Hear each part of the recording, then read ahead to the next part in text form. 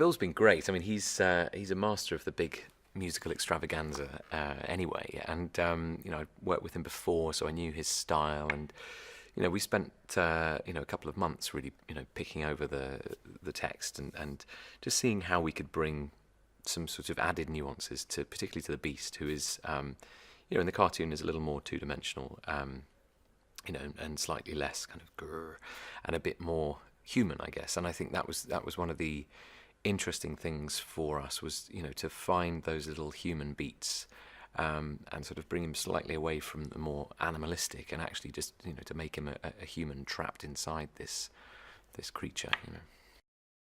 I suppose one of the big differences is that you don't see the Beast prior to being a beast in the cartoon. Really, you don't. I mean, I think you see a sort of stained glass window version of him, but there's no real sense of what he was like.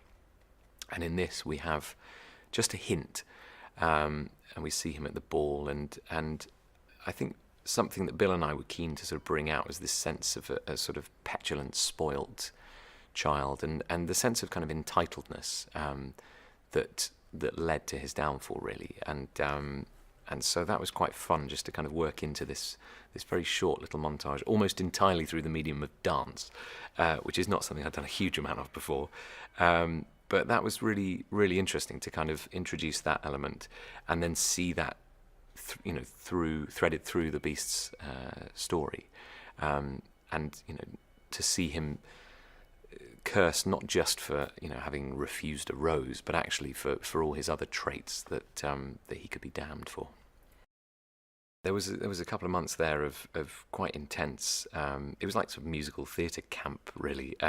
Singing, dancing, training every day, just trying to get my body in shape. And that was, I suppose, one of the other things that we were looking at was, who was this prince before he was a beast? And one thing that we were certain of is that he was a dancer, and quite a good dancer, unfortunately. So I had to, become quite a good dancer. And so yeah, there was a lot of dance rehearsals. Anthony Van Laas, the choreographer, was extraordinary in kind of training me up, and just his whole team really, working on getting me to hold myself in the right way and move in the right way, and that really informed a lot of the Prince, but also the Beast as well. And the movement sessions were a lot of fun. Yeah, I mean, every department, every time you walk in there, you just get a sense of the scale of it. My room is just along the corridor from all the makeup department, and Jenny Sherkle's team, just the number of wigs.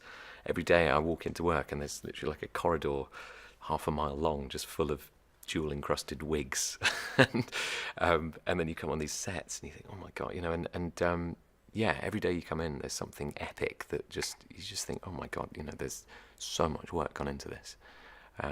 Yeah, it's quite incredible. Yeah, well, Days in the Sun is beautiful. I mean, it's I would say it's as sort of heartwarming and beautiful as Tale as Old as Time. Really, it's got a real sort of classic feel to it. And working with Alan Menken has been quite an experience. He's quite an amazing man. Just such a hilarious character, apart from anything else. But just every musical idea that comes out of his mouth sounds like some sort of Broadway hit, and so he's it's been really interesting just working with him. He was in the studio for our pre-records, and just getting right in there, and he really knows what he wants. And he's written me a new song, which is Evermore, and I hope people enjoy that too. Well, it's been great. I guess I did get to meet them quite early on, as in their sort of human incarnation, which helped, so that actually before I had to go in and shoot with them as objects, and I was thinking, yeah, just about get my head around Ewan McGregor being a candlestick. So you walk in and there's a candlestick on the table, and you're talking to the candlestick, and then of course when you go to shoot the scene, they're like, oh right, now we're going to take the candlestick away and replace it with an LED light on a stick. And so it's just like an extra level of weird that you have to deal with. But you still get his voice and Ian McKellen's voice come in, and Emma Thompson.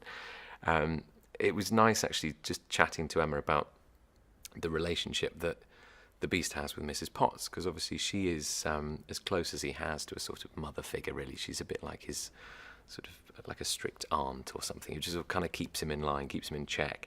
And it was nice to sort of chat about that and establish that, between ourselves. And then, obviously she's nowhere near, and it's just a teapot on the day. But I do think of Emma every time I look at that teapot, which helps. She's been great. I mean, it's such a close relationship, that, and it was something I was very keen to do, was to kind of calibrate the beast according to the Belle that she wanted to be and to play. And so we spent a lot of time together early on, just talking about beauty and beastliness, and men and women, and masculinity and femininity, and sort of good and evil, and all these sort of polar opposite things, I suppose. And trying to work in some of those things, and ultimately realizing that the tale is not so much about an ugly thing and a beautiful girl, but actually about the beauty and the beastliness in all of us, and sort of two sides of people, and learning to live with that balance, I guess. And she's a very, very interesting girl, and very intellectually engaged with the fairy tale and the story, and that just makes for a much richer working experience, really. And I hope that kind of infuses all of our scenes, really. Josh Gad is hilarious, and I don't have nearly enough to do with him in this film, but it's been great just sort of hanging out with him, getting to know him, and and Luke, who's just perfect as Gaston, really. Yeah, I mean, just to hear Audra McDonald sing live for a couple of days was pretty cool. And she brings an amazing wealth of talent to that song "Days in the Sun." Actually, and seeing them all sort of done up in their really extravagant costumes. I think her wig alone is one of the masterpieces of this film. And she has this wonderful dog that accompanied her, and Stanley Tucci, and again an epic wig in the opening sequence, and some quite special teeth going on as well.